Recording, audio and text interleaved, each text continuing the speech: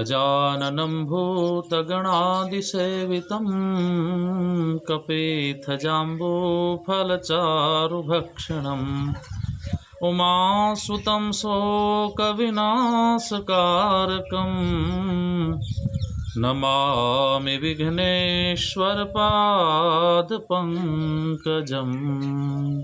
पूरे विश्व में अभी गणेश महामहोत्सव का जो सब लोग आनंद ले रहे हैं, तो ये बहुत बड़ा एक आनंद ही है। और गणपति भगवान हमारे जीवन के आनंद वृद्धि कारक भी हैं।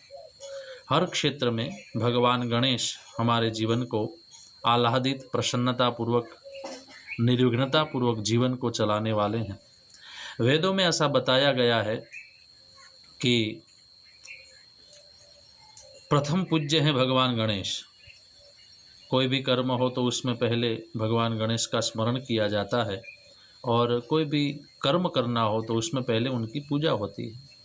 तो भगवान गणपति वो गुणों का भंडार हैं और ज्ञान का सागर हैं। तो भगवान गणेश के पास से हमको यही प्रार्थना करनी चाहिए कि हमको गुण मिले और अच्छा ज्ञान मिले। उस ज्ञान से हमारे जीवन की दैदीप्यता, महानता बढ़े और आनंद बढ़े, और गुणों से संपन्न होकर के हम मनुष्य मात्र को काम आए, ऐसा हमारे जीवन में गुण होना चाहिए। तो गुण और ज्ञान ये दोनों भगवान गणेश से हमको प्राप्त होते हैं। भगवान गणेश की दो पत्नियां हैं, रिद्धि और सिद्धि। तो हमारे जीवन में रिद्धि सिद्धि का भी प्रागट्य हो।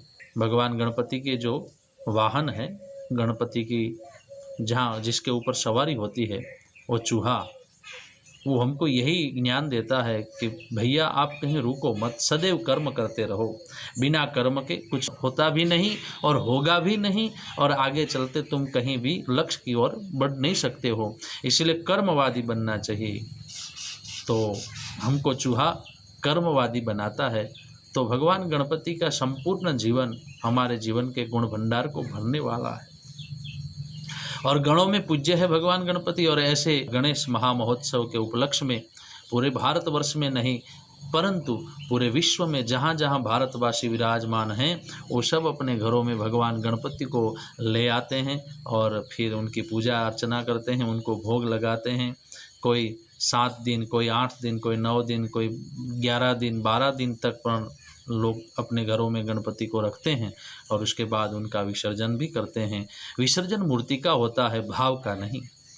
क्योंकि मूर्ति है तो मूर्ति को विसर्जित करनी पड़ेगी, लेकिन हमारे दिल में जो भाव है, उनके प्रति आसक्ति है, उनके प्रति प्रेम है, वो प्रेम और वो भाव कभी पूर्णाहुति की ओर नहीं बढ़ता है। वो तो सदैव दिने दिने नवम नवम बढ़ता ही रहता है। तो ऐसा पूर्ण प्रेम युक्त भाव हमारा बढ़ता रहे भगवान गणेश की ओर।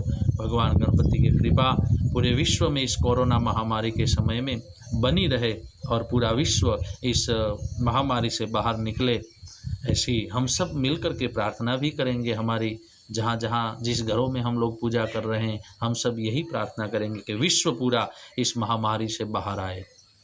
फिर से एक बार पुनः देशवासी और विदेशों में रहते सभी भारतवासियों को मैं पुनः एक बार जय श्री कृष्ण, राधे राधे, जय गणेश कहता हुआ आप सबको पुनः एक बार साधुवाद। जय श्री कृष्ण, राधे राधे, जय गणेश।